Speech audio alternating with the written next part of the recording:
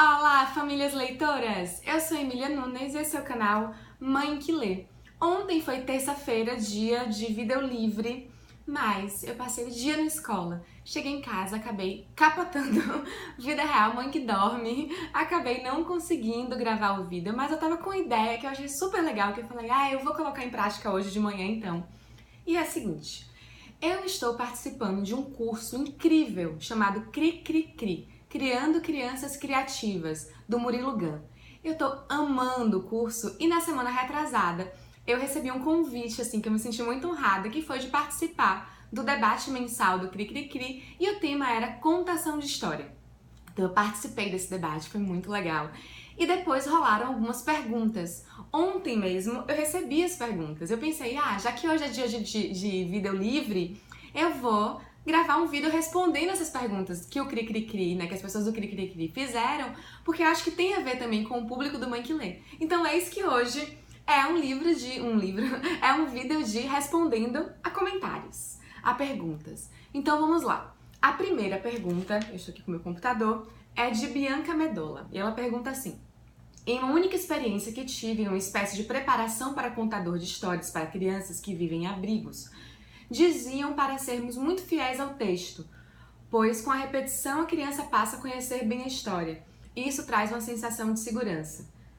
Vocês poderiam falar sobre isso? Acham que em caso de ler para outras crianças ou grupos, o ideal é usar essa técnica? Bom, vamos lá, tem um monte de coisa nessa pergunta. A minha experiência de contadora de histórias são em dois contextos bem diferentes. Um contexto é o contexto de mãe que lê para 2 filhos. E o outro contexto é o contexto de escritora que conta suas próprias histórias em escolas, em eventos. E assim, para mim são 2 movimentos bem diferentes. Quando eu conto para os meus filhos, eu costumo ser realmente bem fiel ao texto. Eu costumo ler exatamente o que está escrito, costumo explorar aquela obra do jeitinho que o autor, pensou ela. Então, realmente, eu leio. Eu não inovo muito em cima dos livros que eu leio para os meus filhos. Em relação à repetição, eu acredito que sim. É importante que a criança tenha essa repetição. A criança pequena, ela vai se apropriando daquela história, quando ela escuta aquela história várias vezes. O que não significa necessariamente que você precisa ter uma leitura engessada. Eu acredito que a gente pode criar em cima das histórias que a gente lê também, se algo daquela história nos traz esse impulso criativo. Mas claro que isso é importante que seja deixado assim evidente para a criança que ali já é uma sua interpretação, que ali já é a sua contribuição em cima daquela história. Em grupos grandes, eu particularmente não consigo ler o livro.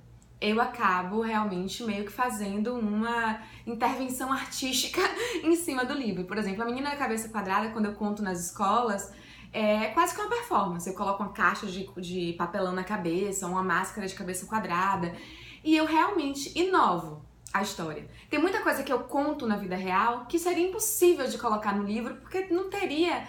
É diferente contar e ler. Eu acho que tem essa nuance. Quando você lê um livro para uma criança, você tá lendo o que tá escrito ali. Quando você tá contando uma história num contexto de grupo maior, às vezes você precisa usar de recursos para prender a atenção, para que a criança tenha mais essa vontade de olhar e de continuar assistindo a história do começo ao fim, mas isso é muito relativo. Por exemplo, eu tenho uma amiga que é escritora, que eu adoro, que é a Paula Piano Fernandes. Paula Piano Fernandes, para isso eu misturei, porque eu falo das duas. Misturei Renata Fernandes com Paula Piano. Paula Piano Simões. E ela conta a própria história dela, ela senta, ela abre o livro e ela lê o livro. E é maravilhoso, as crianças prestam atenção do início ao fim e é incrível, é muito legal. Já a Renata Fernandes, ela é um pouco mais parecida com o estilo que eu conto. Ela conta a história do livro, mas ela inova em algumas coisas, durante a contação, conversa com as crianças durante essa contação. Eu não vejo um problema nisso. Eu acho que o que precisa mesmo é que o adulto se sinta à vontade ao ler o livro, que ele curta esse momento, e que ele possa, claro, ser respeitoso, digamos assim, com a história. Uma coisa é você colocar um elemento ou outro, botar o seu tempero, outra coisa é você reverter, inventar outra história e dizer que é aquela história que você está contando, Quando você mostra um livro, mostra uma capa do livro, é justo que a criança conheça aquela história que foi escrita pelo escritor, que foi ilustrada pelo ilustrador, que foi pensada como uma obra. Mas na hora de contar a história, o importante mesmo é que a criança faça esse link, né? Que ela consiga, que ela goste. Então, essa seria a minha resposta para essa pergunta. A segunda pergunta. Úrsula Bonomo. Vocês acham que obrigar o adolescente a ler os livros que não querem por causa da escola, eles podem criar uma limitação nas leituras do futuro por achar que todas as leituras são chatas? Bom, vamos lá. Existe um motivo, né, que leva as escolas a trazerem algumas leituras para as crianças. Eu, particularmente, na minha adolescência e na minha infância até, li livros maravilhosos que eu não teria lido sozinha. E li por conta da obrigatoriedade da escola. Mas li a maioria deles com prazer. Não que tivessem sido leituras fáceis, porque não são a maioria. Mas li com vontade. Li porque acreditava que aquilo era importante, porque tinha professores que me inspiravam a enfrentar aquele livro, mesmo que fosse uma leitura muito difícil. Então, os professores serviam como mediadores dessa leitura. Então, acho que isso é um ponto importante. O que a gente precisa fazer para que esses adolescentes se encorajem a ler esses livros? Claro que a gente precisa pensar como está sendo feita essa curadoria, né? Que livros que a gente está propondo que sejam lidos por essas crianças. E mais, principalmente, como está sendo feita essa mediação. Eu acho que a mediação é uma coisa importantíssima. E não vejo problema nenhum, sinceramente, em as crianças precisarem ler livros que a princípio elas não gostam ou que elas acham muito difíceis ou que elas acham muito chatos, porque isso faz parte. Esse livro daqui, Ao Revés do Avesso, do Luiz Percival Leme Brito, no último capítulo ele faz uma fala sobre máximas impertinentes e é muito bacana. E ele fala entre elas, ele bota aqui: a leitura não é boa nem má, a leitura não salva nem condena, a leitora é um leitor de um certo texto, aqui. Ler não é um prazer, ainda que possa ser. A gente tem uma ideia romantizada que a leitura sempre é um ato de deleite, que sempre é prazeroso, mas não, nem sempre é assim. Às vezes você tem uma obra difícil, porque mexe às vezes com questões internas suas que são, né, mobilizadoras para você. Às vezes porque é uma escrita que tem um ritmo que não é o seu ritmo, mas aí você tá se propondo a ler uma obra de um outro. Então, como é interessante você conseguir entender o ritmo de um outro, por exemplo, depois de você conseguir chegar ao fim. E muitas vezes também tem uma coisa assim, a gente pode deixar um livro no meio, né? A gente não é obrigada a ler um livro até o final. Claro que quando é num contexto de escola tem essa obrigatoriedade. Mas é bom que a criança vá entendendo também, o adolescente vá criando o seu repertório para saber quais são as leituras que ele gosta e mesmo as que são difíceis, quais ele acha que vale a pena chegar até o final.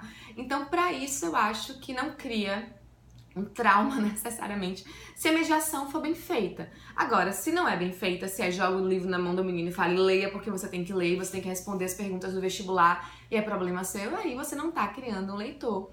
Você tá realmente criando uma situação de afastar essa pessoa da leitura.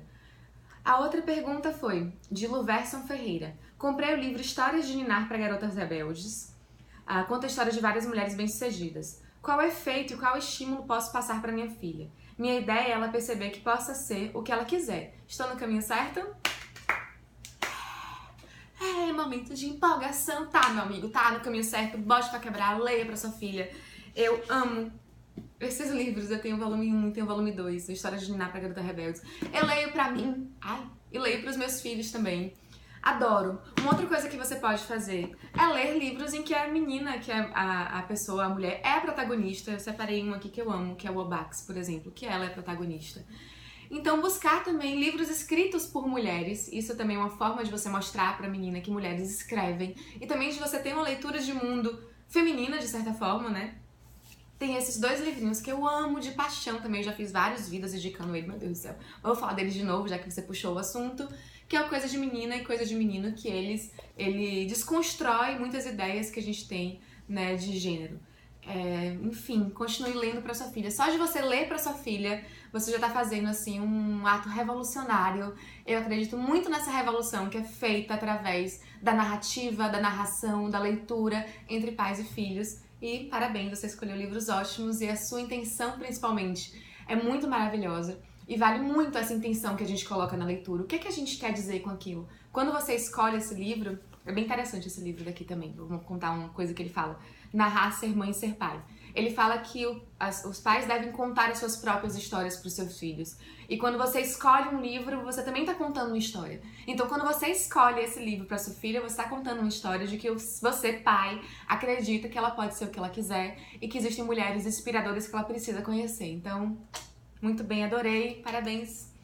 Agora, vamos lá. O Vitor Munhoz disse o seguinte: li uma matéria essa semana onde uma mãe, para incentivar o adolescente a ler, mudou a senha do Wi-Fi para a senha do Wi-Fi dessa semana é a cor do vestido da personagem tal.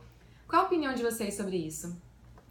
Ai, gente, eu não sei, eu achei divertido. Acho que se eu fosse adolescente eu ia me divertir. Talvez, quem sabe, isso me fizesse ler mais daquele livro. Eu acho que se o adolescente está querendo mesmo a senha do Wi-Fi, ele vai acabar fazendo uma leitura hiperdinâmica, encontrando a resposta e indo. Mas se isso é uma coisa que está sendo feita sempre na família, e que aquele livro agora passou a estar à disposição daquele adolescente, tem alguém incentivando que ele leia aquele livro, eu acho uma estratégia fofa. Eu faria isso aqui em casa, quando os meus filhos forem mais velhos, quem sabe.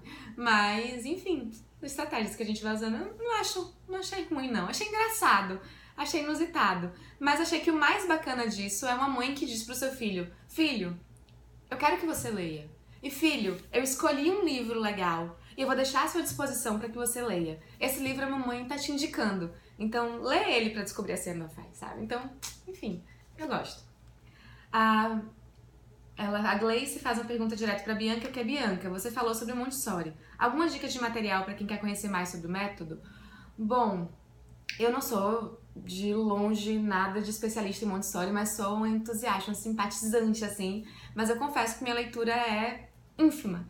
Então eu posso indicar pra vocês 2 Instagrams que eu sigo, que eu gosto muito, que é Montessori Aqui em Casa e Montessoriando.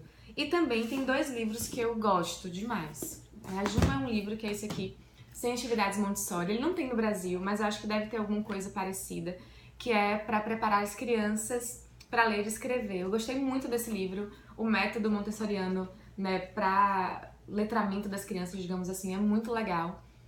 Eu amei esse livro. Eu vou procurar alguma coisa parecida no Brasil. Se alguém conhecer, coloca nos comentários. E também eu gosto muito desse livro daqui. Também é uma coleção, também não tem no Brasil, vou procurar alguma coisa parecida, mas que são histórias inspiradas nessa forma de Montessori compreender como a gente deve contar a história para as crianças pequenas, que é com coisas reais, né? Com a natureza, com as coisas que a gente vive, com os sentimentos. E esse livro é uma graça, chama Emil e Girassol, e conta a história de uma menina que o girassol dela despetalou, e aí ela vai aprender a plantar o girassol. É uma graça de livro. E, enfim, eu tenho me aproximado mais do universo Montessori, mas ainda não sei muita coisa pra falar sobre. Mas, enfim, pesquisem, que vale a pena. A Lisley Douracas perguntou sobre histórias que contamos para os filhos, mas fugindo um pouco dos livros. Tenho muitas dúvidas sobre as histórias que inventamos para as crianças, sobre a fada do dente, Papai Noel, o coelhinho da Páscoa. Me sinto mal em mentir pro meu filho. O que fazer? Vamos lá.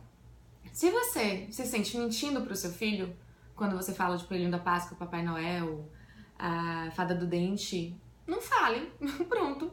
Não, sabe assim? E se ele te perguntar, fala, filho, são histórias que criaram, é uma forma que as pessoas passam ideias para as crianças, uma imaginação.